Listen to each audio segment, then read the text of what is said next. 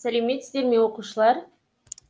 Бүгінгі сабағымыз Scratch программасында жоба құру. Балалар, бүгін сіздер Scratch программалау ортасында жоба құруды үйренесіздер. Программалау ойын алаңында жоба құру. Балалар, жоба құру кезінде сендер кейіпкерді қозғалтып сөйлете аласыңдар. Бұл программада 10 түрлі блоктармен жұмыс жасау арқылы жобалар құрамыз. Скриптілерді міндетті түрде жасыл жалаушасы бар блоктан бастаймыз. Одан кейін басқару блогынан әрқашан немесе қайталау командаларын қоюымыз керек. Әрі қарай басқа блоктарды қойып шығамыз. Мысалы, қадам жылжу, шетке болса итерілу, оңға солға. Міндетті түрде іске қосар кезінде жалаушаны басамыз. Біздің кейіпкеріміз оңға солға жылжиды. Спрайт Scratch'тегі басты кейіпкер. Scratch'те құрылған спрайттың қозғалысының командасы берілген.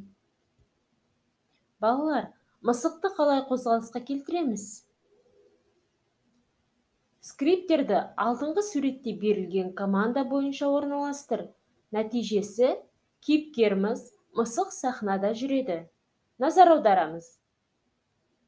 Басылған кезде блогы программа басталғанда міндетті түрде қойылатын блок.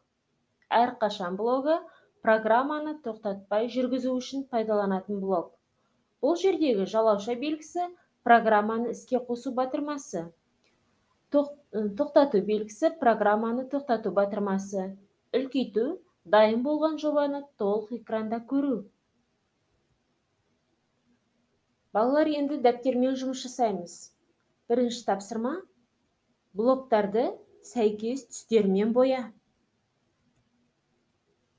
Келесі тапсырма: ойланып белгілейміз. Scratch программасына қатысты сөздерді мына таңбамен белгіле. Сөзді тауып, жауабын жаз. Келесі кезекте компьютермен жұмыс. Мақта қыз бен мысық ертегісінің үзіндісіне жоба жаса.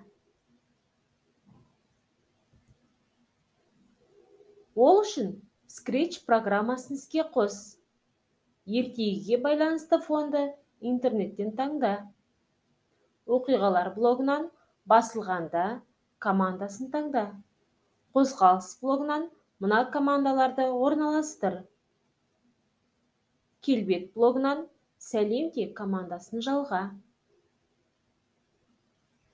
Сәлемде командасындағы сөзді қыздар, маған су беріңдерші деп ауыстыр.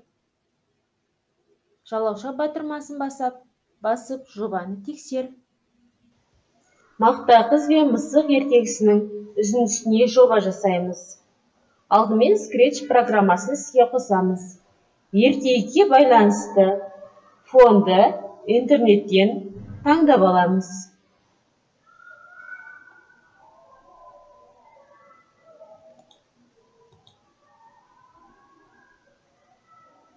Оқиғалар блогынан басылғанда командасын таңдаймыз.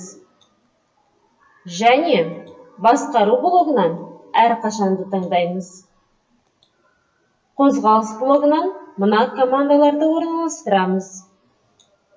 10 қадам өте көбірек болып кеткендіктен мен 5 қадамға қоямын.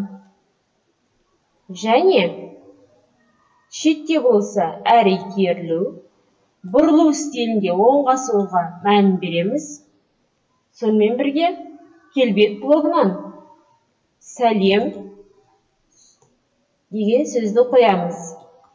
Бұл сәлем деген сөзді қыздар, маған су беріңдерші деген сөзге ауыстырамыз. Жұмысымызды Жалауша батырмасын басып, жобаны көреміз. Үлкейтіп қарай аламыз. Қыздар, маған су беріңдерші. Жобамыз аяқталды. Балалар, бүгінгі сабағымызды ауа райы арқылы қорытындылаймыз. Сабағымыз аяқталды. Сау болыңыздар.